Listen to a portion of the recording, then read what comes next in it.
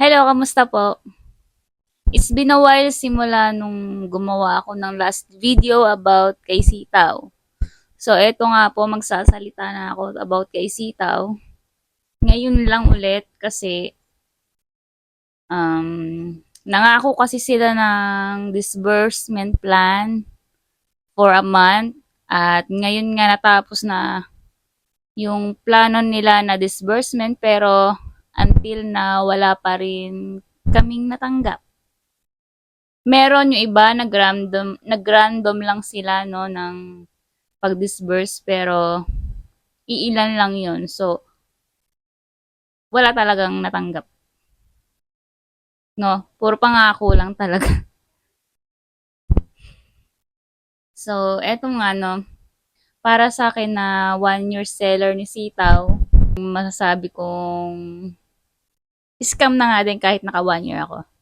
Although naka-withdraw na ako ng 300k plus for 1 year, masasabi kong scam nga din siya lalo-lalo na sa mga baguhan na hindi na naka-withdraw, no? Ako kasi parang 50-50 yung lagay ko na 50-50 kasi kumita naman talaga ako dati, no? Kasi 1 year nga. Pero yung kinita ko, ipinasok ko lang ulit kay Sitaw para mas lumago. So,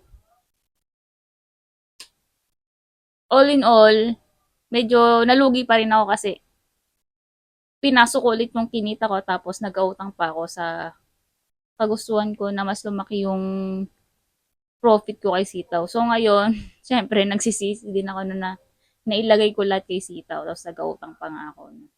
So sa ngayon marami nagtatanong kung ano daw ba dapat ang mga gawin para daw mabawi yung pera natin kay Sitaw.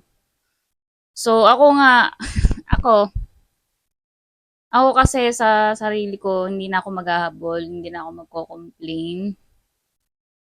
Kasi isang beses, nagawa ko na yan mag-complain, mag-report sa CIDG kasi na-scam na din ako noon. Hindi lang isang beses, maraming beses. So, isang beses lang nakapag-report ako noon. Yung wala naman nangyari, wala din ako nakuha. So, nagastusan pa ako. No, pamasahe, tapos magpa-affidavit, etc. So, ayun. Kayo, kung gusto nyong magkaroon ng justice, yung pagkawala ng pera nyo, na, mas maganda lumapit na rin kayo sa CIDG or NBI para at least makagawa naman kayo ng action kung paano mariretrieve yung pera nyo. Pero, totoo talaga yan, negative, wala talaga makukuha.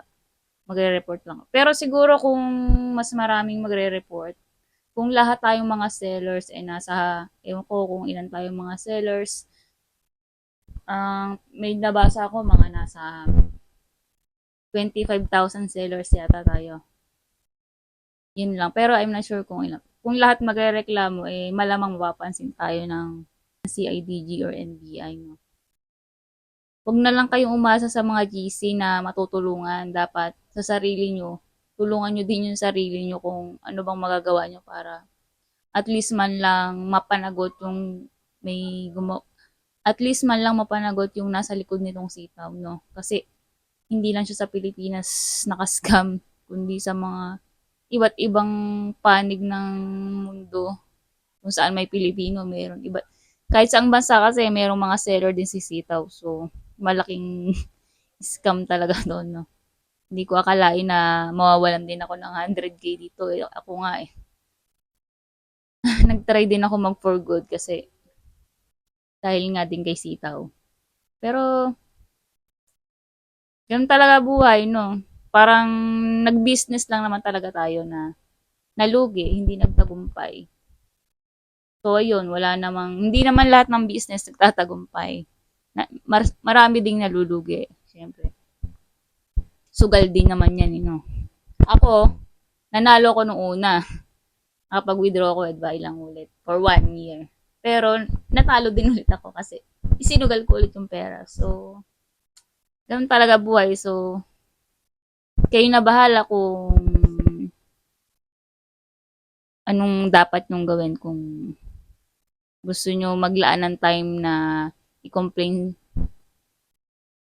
sumama kayo. Marami na ngayong mga grupo na gustong magreklamo about kay Sitaw. Ewan ko kung ano nang lagay ng kanilang mga reklamo. So, updated pa rin ako, updated pa rin naman ako sa mga GC na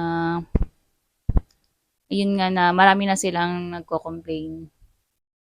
So, kung isa ka sa mga gusto mag-complain, mas maganda makisama ka na lang dun sa grupo. Kasi, pag mag-isa ka lang, halos wala din naman mangyari talaga.